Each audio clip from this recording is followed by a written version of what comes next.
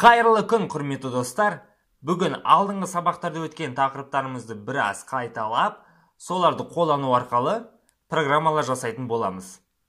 Алғашқы тапсырма. Қолданушы үтір арқылы ажыратылған сандарды енгізеді. Сіз сол сандар арасынан ең үлкен 3 санды анықтап, экранға шығару керексіз. Мысалға, 9, 5 мынандай сандар болсын. Енді осы сандар арасынан ең үлкен 3 санды анықтап, өсу реті бойынша шығаруымыз керек.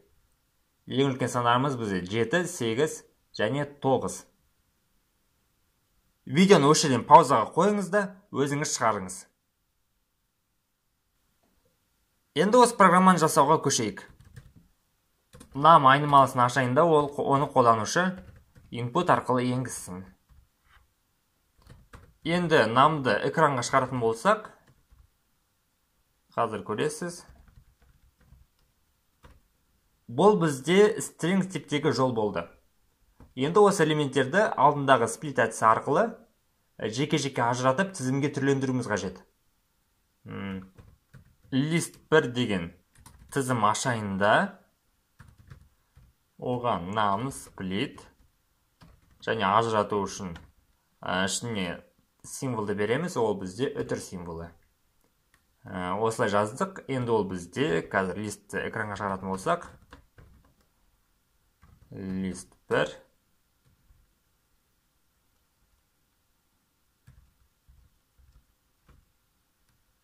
мінекей тізім ретінде шығарып берді. Енді бұл тізімді алып, біз өсу реті бойынша сорттауымыз қажет. Ол үшін list 1 нүкте сорт әдісін қолданамыз. List 1-ді экранға шығардық. Енгізейік. 10, 20, 3, 5. Көріп тұрғандарыңыздай, біздің сорттауымыз дұрыс болған жоқ. Себебі әрбір элементіміз бізде string типте, яғни ол жолдарды сорттап шықты. Біз алуымыз керекті, енді бұл әрбір элементті intқа, яғни санға айналдыруымыз қажет. Ол үшін былай жасай салайық. List 2 аша салайын да. Оны list comprehension арқылы толтырайын.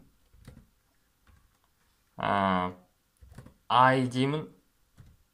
For I in list 1-дің. List 1-дің элементтерін алып, list 2-ге жазсын. Бірақ жазған кезде I-ды intқа түрлендіреміз. Енді list 2-ні экранға шығарып көретін болсақ,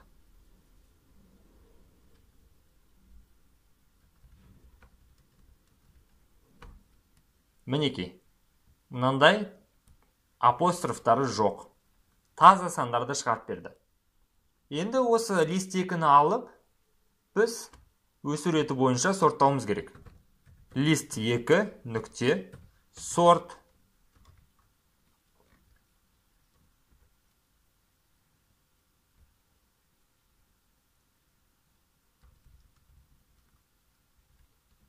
Он 20 деп енгіз қояқ, 32.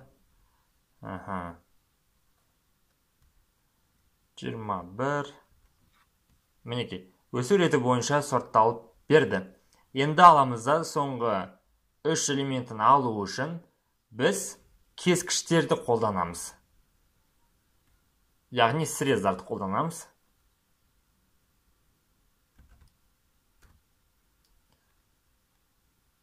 Минус 3-ші элементтен бастап, соңына дейін шығар дейміз.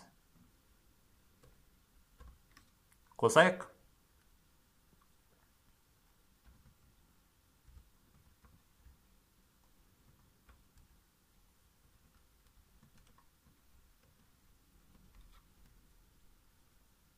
Мінекей 25, 32, 66. Ең үлкен 3 санды шығарды. Тамаша, келесі мысалға көшейік. Қолданушы енгізген сөз Палиндром ба палиндром емес па, соны анықтауымыз қажет. Палиндром деген не? Ол алдымен оқысаңыз да, артымен оқысаңыз да бірдей оқылады. Мысалға, қазақ деген сөз, ата, апа, міне сондай сөздер. Былай да оқысаңыз да бірдей оқылады. Енді осы сөзді қолданушы енгізу керек. S айнымалысы арқылы енгізе салсын. Енгізді. Енді видеоны паузаға қойыңыз, ары қарай өзіңіз шығарып көріңіз. Бұл тапсырманы шешу үшін қолданушы енгізген сөзді кері қарай аударылған нұсқасымен салыстыра салуымыз қажет. Яғни if S тең болады, S-ті кері қарай аударылған нұсқасы бұлай жазылады. Кескіш арқылы жазамыз. -1. Бұл алады да біздің сөзімізді кері қарай төңкеріп тастайды. Қазір тексеріп көрсек те болады бұлай. Print S -1. Қандай да бір текст жазайық. Міне, кері қарай төңкеріп тастады. Егер осылай болса, онда print yes деп шығарсын. Yes. Әйтпесе else no.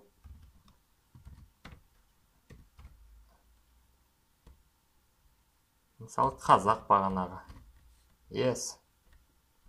Тағы көрейік. Алма. No. Міне осылай шығарсақ болады. Мұнда біз енді сөздің палиндром екендігін анықтадық. Ал енді санның палиндром екендігін анықтайтын программа жазайық. Қандай да бір сан берілсін. Осындай. Осы санның палиндром екендігін анықтауымыз керек. Бұл тапсырманы шығарудың оңай жолы бар. Ол бұл айнымалыны аламыз да жолға түрлендіріп, бағанағы алдыңғы әдіспен шығара саламыз. Бұл тым оңай, сондықтан біз екінші әдіспен шығарамыз. Реверс айнымалысын ашамыз. Мұнда санның кері аударылған нұсқасы сақталатын болады. Және санның алғашқы нұсқасы сақталатын айнымал ашамыз. Ол бізде намға тең. Енді цикл ашамыз. While циклын ашамыз.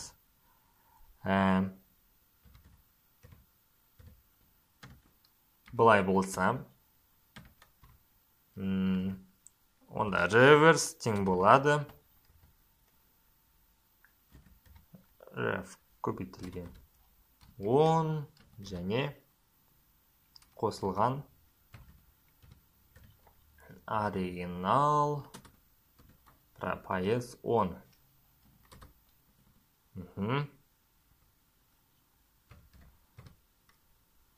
Оригиналды бөлеміз өзіне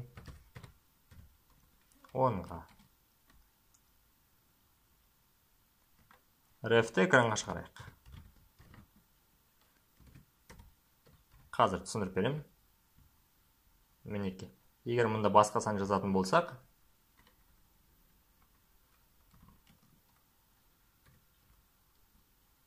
сол санымызды кері қарай төңкеріп берді. Бұл бізде қалай жұмыс істеп тұр? Бұның жұмыс істеуін көру үшін мына жерге циклдың ішіне print аша салайын. Алдымен refті шығарсын және оригиналды шығарсын. Мұнда тырнақ жалқапты.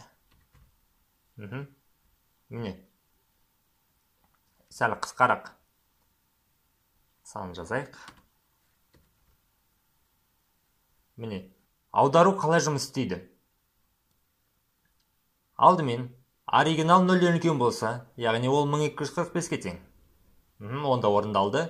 Рефке жазады. Рефтің алғашқы мәні 0-ге тең. Мына жер бізден 0 болып кетті.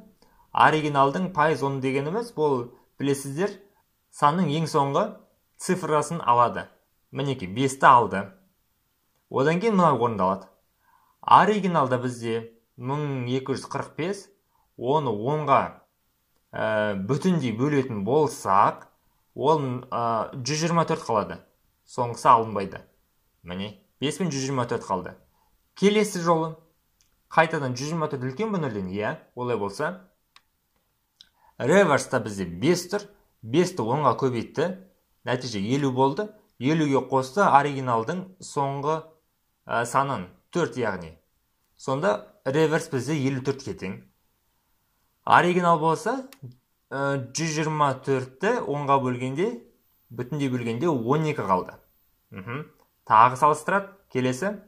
Келесі жолы бізде реверста 54-ті 10-ға көбейтсек 540, оған қосады оригиналдың соңғы цифрасын, ол бізде 2-ке тең. Сонда 542 болды. Ал оригинал болса, бұл жолы 12-ге тең болғандықтан оны 10-ға бөлсек, 1 ғана қалады. Келесі жолы 542, 2-ге 10-ды көбейтсе 5420, оған оригиналымызда өзі 1 сан қалды. 1% 1-ге тең. Сонда 5421 шықты. Оригиналымыз болса 0-ге бөлінбей, сондықтан оған 0 жазылады. Бұны шығарды экранға. Келесі жолы 0-0-ден үлкен емес, сонымен аяқталады. Мінеке осылай төңкеріп берді.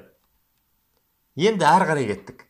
Жай ғана салыстыра саламыз. Егер нам тең болса, аударылған төңкерілген санымыз бізде рефта сақталып тұр. Рефқа онда print yes деп шығарсын. Әйтпесе else print no. Міне, мұнда басқасын бере салайын. 1, 1, 2, 1, 1 деген. Yes. Мұнаны комментария қойсы сақтап болады. Yes дейді.